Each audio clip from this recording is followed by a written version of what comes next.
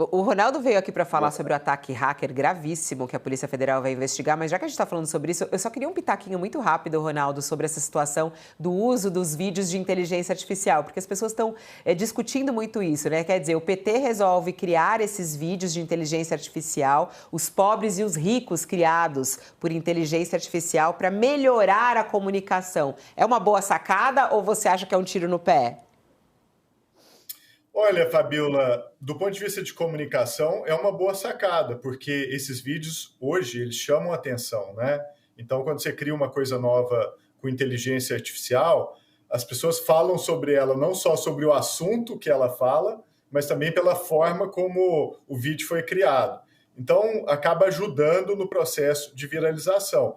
Talvez daqui a um ano, você criar um vídeo com inteligência artificial não tenha a menor graça, as pessoas não vão prestar mais atenção na forma, mas no conteúdo.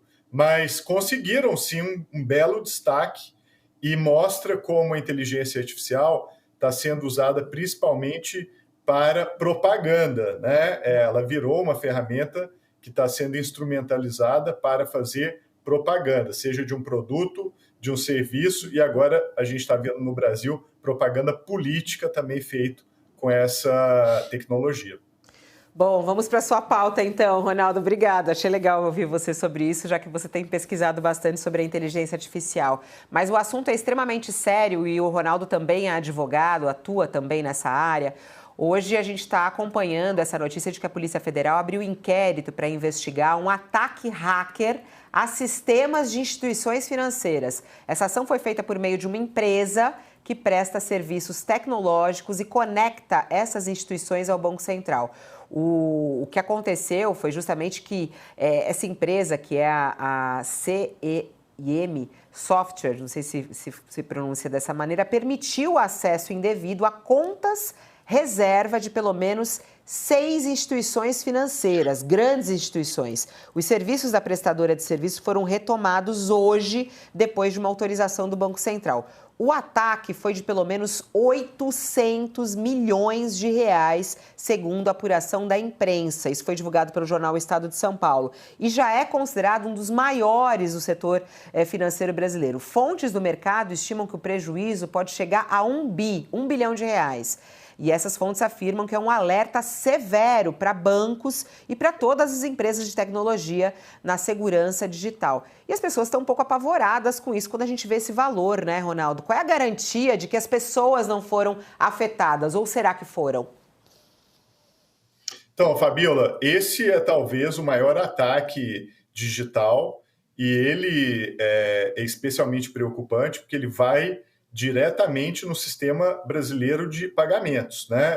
Então, o sistema ele foi afetado porque o bandido ele conseguiu chegar nas chamadas contas reserva, que são contas que são mantidas pelo próprio Banco Central, né? As instituições financeiras colocam essas contas lá e elas são responsáveis por realizar os pagamentos. Quando você manda um dinheiro de uma pessoa para outra, a sua conta bancária ela é uma abstração, porque quem manda o dinheiro mesmo é a conta da instituição financeira, que está lá no Banco Central, que é essa conta reserva, que ao final dali da compensação, vê o quanto que ela recebeu e o quanto que ela tem que pagar para os outros, faz essa compensação e faz as transferências, tá?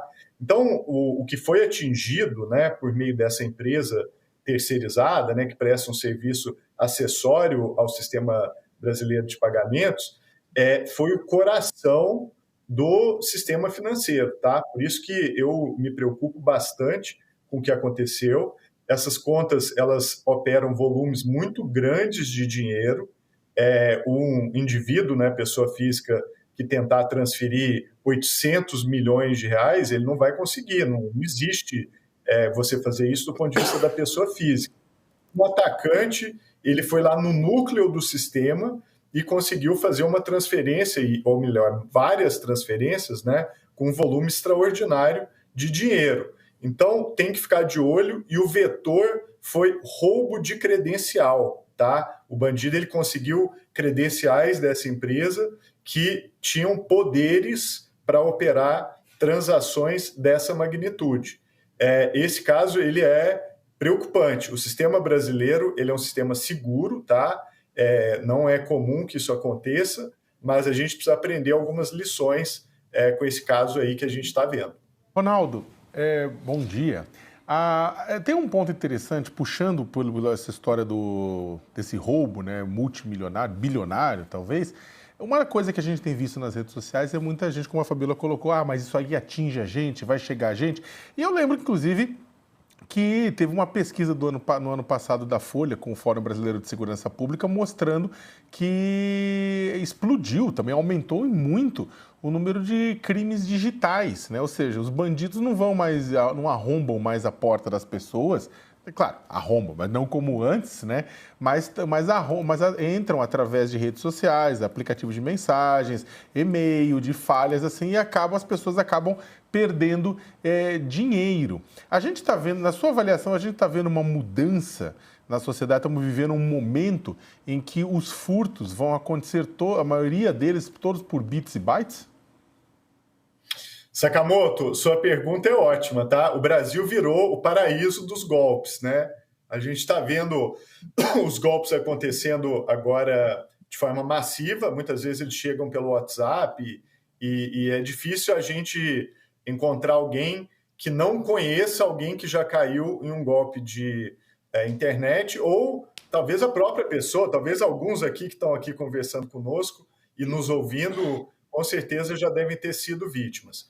E isso é um sintoma de um problema maior, que é o fato que o Brasil hoje não tem uma identidade robusta, né? O nosso sistema de identificação que a gente usa hoje, o RG, o CPF, esse sistema ele não é mais adequado para o mundo digital. Esse sistema ele faliu, tá? Para fins de transações digitais, que são, aliás, o centro, né, da vida contemporânea.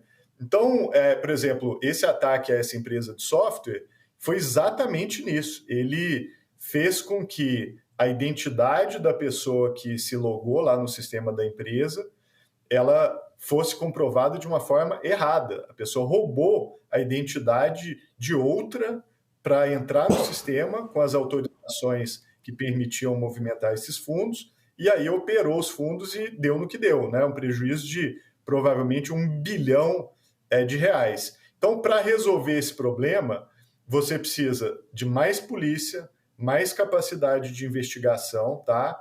Mas não adianta tampar o sol com a peneira. Para resolver isso, você tem que ir na raiz. Você tem que cuidar da questão de cibersegurança como uma questão estrutural e tem que resolver o problema da falência das identidades no Brasil.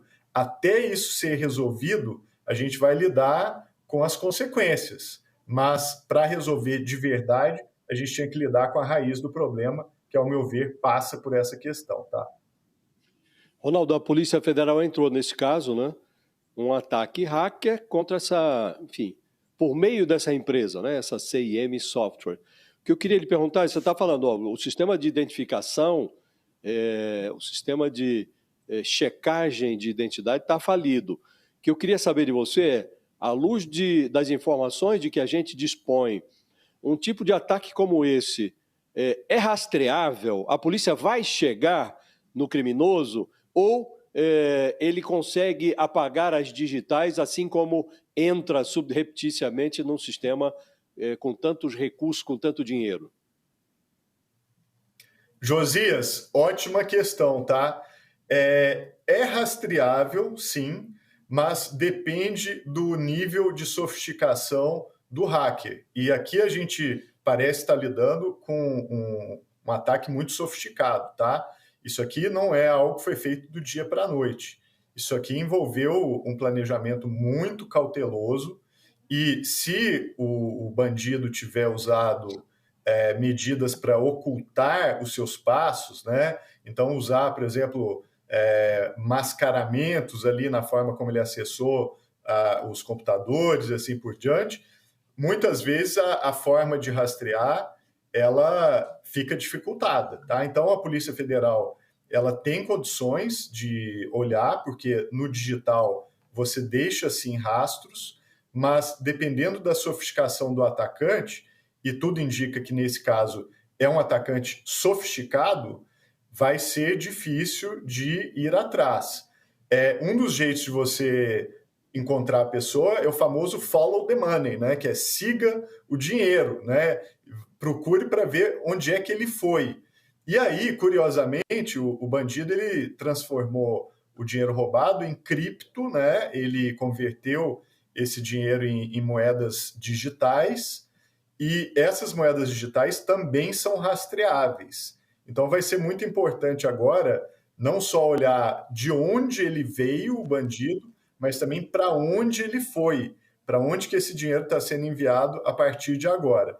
É um trabalho de investigação que envolve inteligência e envolve capacitação técnica, que é algo que o Brasil tem, mas não tem em abundância, tá? Tem de forma limitada. Então, dependendo da sofisticação do bandido, pode ser difícil de investigar. Uma dúvida, Hellis, que eu tenho aqui nós estamos partindo do pressuposto que é tudo digital aqui. Se não pode haver um fator analógico nesse crime, porque nós estamos supondo que os bandidos fraudaram o sistema de identificação, roubaram a imagem de alguém para entrar nesse cofre digital. Não pode haver também, não existe a hipótese de haver, como disse, um fator analógico? O bandido se entendeu com alguém que dispõe de identidade para entrar e entrou dessa maneira, por meio da cessão da identidade? Josias, isso é altamente provável, tá? Então, por exemplo, alguém dentro da empresa, né, que combinou com os bandidos de ceder esses acessos de segurança. Isso acontece e não estou dizendo que é o que aconteceu aqui, né? A gente precisa investigar, mas esse é um vetor de ataque. Mais do que isso, tá? Às vezes a gente pensa que o atacante usou um vírus ou explorou ali uma falha de segurança muito técnica, e às vezes não é nada disso. Simplesmente o atacante descobriu quem eram as pessoas responsáveis por aquelas credenciais e atacou essas pessoas com engenharia social. O que significa isso?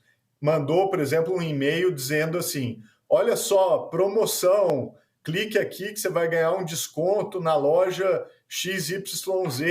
A pessoa vai lá, clica, eventualmente até baixa alguma coisa no computador e, de repente, o computador da pessoa está nas mãos do bandido. E é justamente a pessoa que tem aquelas credenciais, né? Então, muitos dos ataques que a gente vê hoje são por engenharia social. É um e-mail que você recebe, às vezes até o bandido dizendo que é da sua família, que é o seu chefe, que é alguém que você conhece, ou uma loja que você quer comprar algum produto, e aí você olha para aquilo, acha que é verdade, clica e, de repente, o seu computador está dominado. Nossa. E no seu computador tem credenciais de acesso, o bandido usa essas credenciais e faz um estrago desse tamanho.